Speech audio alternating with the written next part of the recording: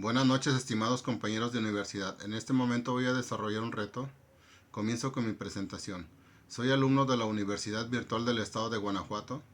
Mi nombre es Juan Campos Guerrero. Mi asesor es la maestra Rosa María Olivero Sánchez. Mi matrícula es 210-37413. La licenciatura es en Derecho Penal. Nombre del módulo es Juicios de Amparo 2. Nombre del reto es el 6, denominado litigio estratégico. Fecha de elaboración 22 de julio del 2024. Introducción. En el presente trabajo académico voy a abordar la sentencia del juicio de amparo número 1042, diagonal 2019-2, dictada por el juez noveno de distrito del estado de Michoacán, en la que se analizó la posible inconstitucionalidad de una norma, pues presuntamente restringe la protección de los derechos de los menores de edad que nacen en un contexto de una unión familiar homoparental. Luego entonces voy a vertir mi opinión sustentándolo en los textos normativos que regulan la materia. Desarrollo. ¿Cuál es la relación del derecho a la no discriminación con el litigio estratégico? En relación del derecho a la no discriminación con el litigio estratégico descansa, de acuerdo con lo que sostiene Gutiérrez 2011, en el conjunto de acciones de actividad judicial enfocadas a garantizar la justiciabilidad de los derechos humanos ante las instancias nacionales o internacionales de acuerdo al caso en concreto. Ello en virtud de que existen personas o grupos de personas excluidas y discriminadas de forma estructural, es decir, que existen normas heteroaplicativas que afectan la esfera jurídica de la persona mediante su aplicación.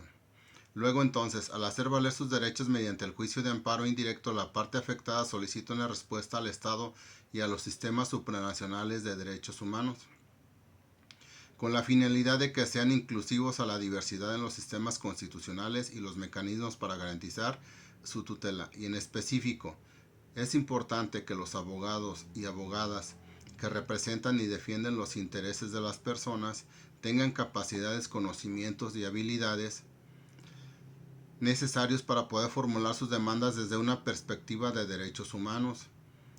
Este conocimiento fortalece y enriquece el conocimiento del litigio estratégico.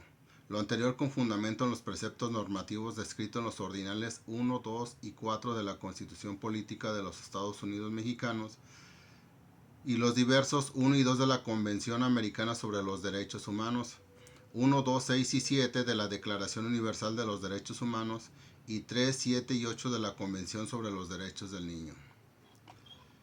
Identifica un caso práctico en el que se haya hecho uso del litigio estratégico para la protección de los derechos a la no discriminación.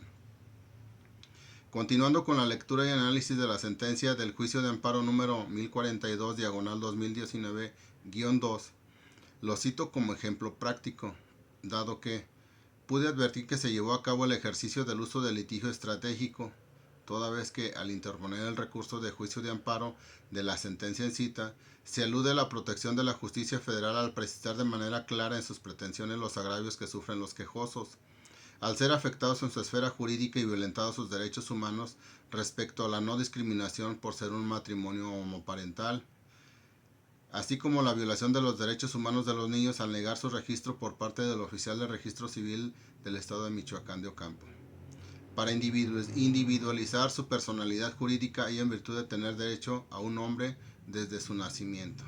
Al tenor del estudio de los preceptos aludidos, que al examinar la constitucionalidad del precepto controvertido a la luz de los derechos de igualdad y no discriminación y libertad procreacional, así como de los derechos de los menores de edad a la familia y a la identidad, en orden a su interés superior, determinando que el artículo 334 del Código Familiar de Michoacán de Ocampo es inconstitucional, por las siguientes razones. En primero, porque restringe la protección de los derechos de los menores que nacen en el contexto de una familia homoparental, a la filiación jurídica comprendida en su derecho humano a la identidad y a la familia, en contravención del principio del interés superior del menor, y segundo, por permitir una discriminación vinculada con el género y orientación sexual.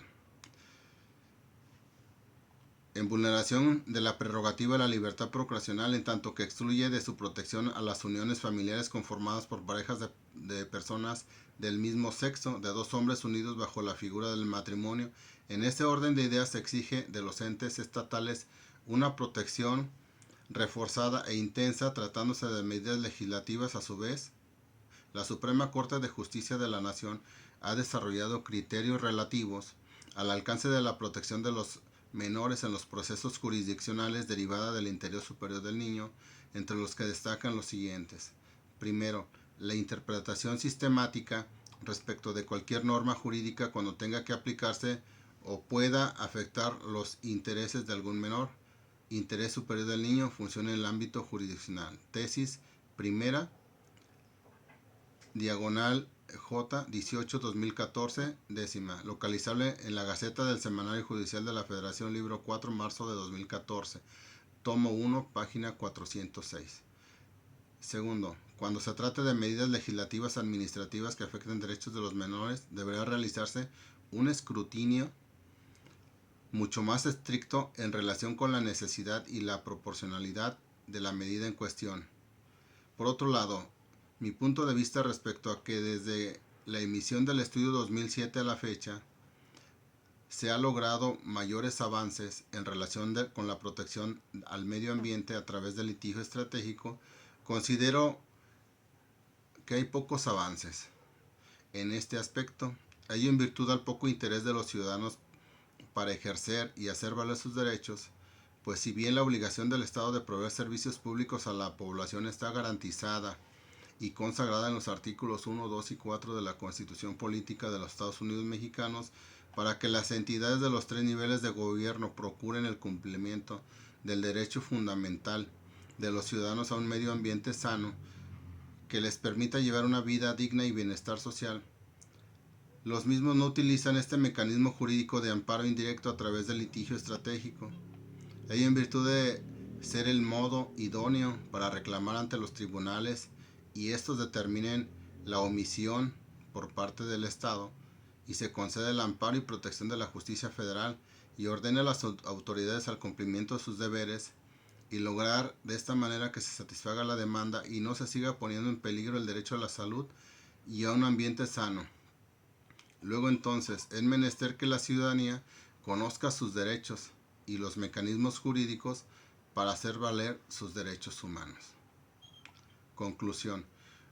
Una vez desarrollado el presente reto de acuerdo al análisis de la sentencia del juicio de amparo, radicado con el número 1042 diagonal 2019-2, en la que se realizó un estudio estricto de forma y de fondo del ordinal 334 del Código Familiar de Michoacán de Ocampo por considerarlo inconstitucional, dado que violenta los derechos humanos de un matrimonio homoparental respecto a su derecho a la igualdad, a la no discriminación vinculada con el género y orientación sexual y en relación con sus hijos, la afectación a su derecho de filiación y a la familia.